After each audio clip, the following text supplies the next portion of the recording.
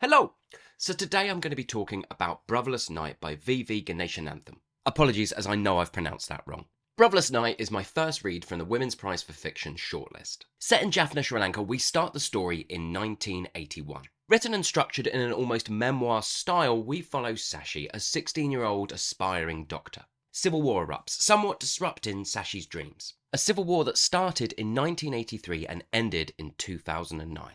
A war that claimed just under 60,000 human lives, those of the Sri Lankan armed forces and also the lives of the militant group the Tamil Tigers. Apologies as that number doesn't even cover civilians. In total it's reported that around 100,000 people lost their lives during the Sri Lankan civil war and around 800,000 were displaced during that time, setting the entire country back decades. Sashi's four brothers and her friend Kay are drawn into the violence as they join the Tamil Tigers. Desperate to do something aside from her medical studies, Sashi decides to accept an offer to work as a medic at a field hospital working for the militant Tamil Tigers. However, as the novel progresses, Sashi starts to question her allegiance to the Tamil Tigers. During her studies, Sashi becomes very close with one of her professors. Her professor invites her to document, to write down her experiences, to write down the human rights violations she is witnessing on a daily basis. The novel is an exploration of Sashi's moral journey amidst war's impact. Through Sashi's eyes, we are getting an incredibly balanced perspective on the impacts of war, but also the nuances of terrorists and terrorism. What this novel is doing is really laying bare and pulling apart how basic a term such as terrorist or terrorism really is, how much more nuanced it is, and how important it is when we are looking at acts of war to understand those nuances and to look a little bit deeper. It's about humanity, the endurance of war. As Sashi is training to become her doctor, her moral is do no harm. But within a world that is so torn apart, even her acts of kindness, even her acts of aid can be seen as a harmful act. And we are playing and we're flip-flopping across that line constantly throughout. So what did I like and what didn't I like? What I liked. It's a really, really powerful read. I really liked how it gives such a multifaceted perspective on Sashi's motivations. Sashi takes up work because she wants to do good. She wants to help people regardless of their political beliefs. But she is also motivated by love, not just romantic love, but the love for her brothers, a want to protect her brothers. I also love how incredibly well researched this novel is. I didn't really know much about the Sri Lankan Civil War until I read the Booker Prize winning 7 Moons of Mali Almeida. I think that's maybe a couple of years ago now. And I started doing a bit of research from reading that novel just to bring it to life a little bit more. And through reading this novel and doing a little bit of research, because this novel has inspired me to do a little bit of research. Yeah, it feels incredibly well researched and really sort of authentic to the experiences and the things that were happening. I also really loved this form of heartbreak, but also deep rooted rage that is pulsing in the background of this novel. There is absolute outrage bursting out of the pages, but at the same time, it is well balanced. At the same time, it is playing a very objective game, and I think it's doing those things really well. What I'm trying to say is it balances this sort of intimacy of Sashi's journey along with this kind of epic telling of this civil war just really well. The balance is very good. And finally, I like that it was very educational. You know, it was teaching me a lot about this war. It was teaching me the nuances of this war really well. I made me do a little bit of research, and I even realised from what I can sort of find out that a few characters within this novel are based on real people. However, this is a piece of fiction. What didn't I like? Okay, so I have no idea if anyone else has had a similar experience to me. I haven't really read much about this novel. I think I've seen it been mentioned in a couple of videos that have sort of talked about the entirety of the shortlist, but I haven't read anything in depth about this one.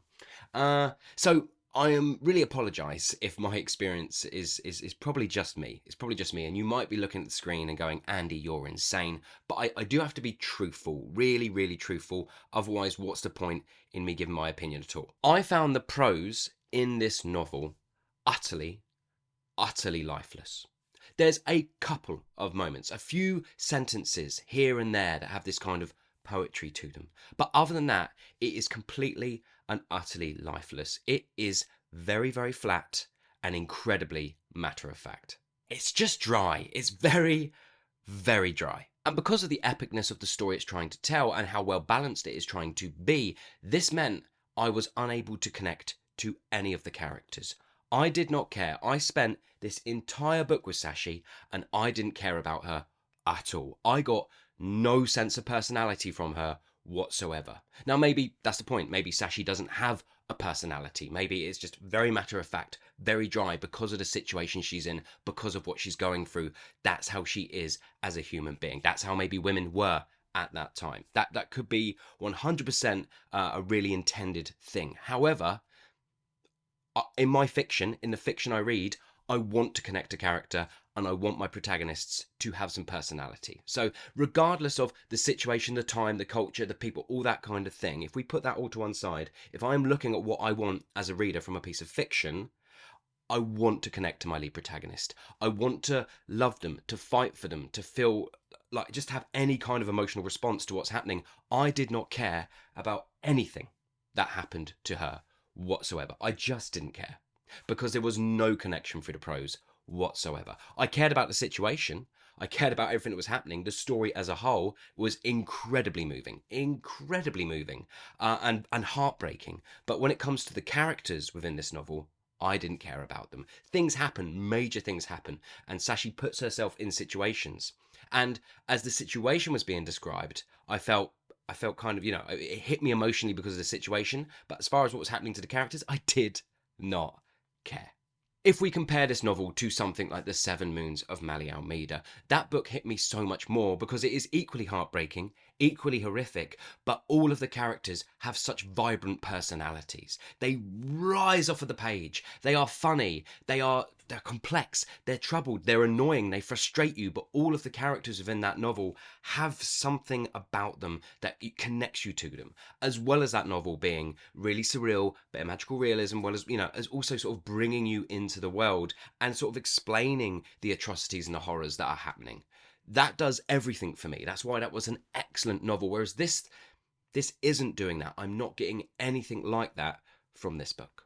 And as said, I know that is probably the novel's aim. The prose is deliberate. It's giving it to you cold and flat and dry so that there is no being passive as a reader. You are understanding both sides. And as a reader, you are accepting how nuanced the situation is. I absolutely understand that. Don't get me wrong.